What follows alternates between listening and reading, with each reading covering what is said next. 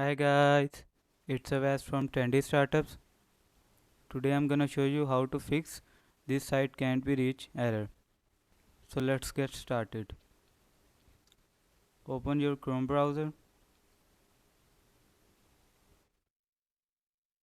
type here web store,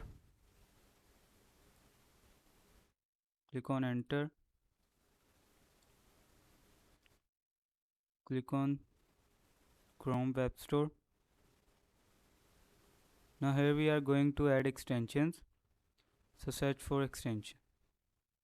Type here VPN proxy. So click on this side,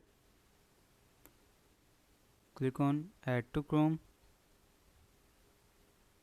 click on add extensions. Now you can see your file is adding.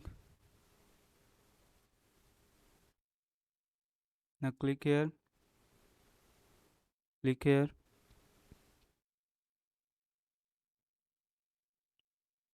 Here you can select the country.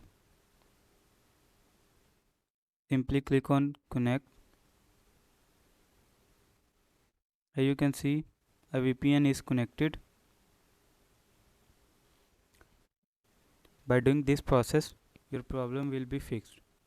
I hope this information was helpful for you. Thank you for watching. Have a good day.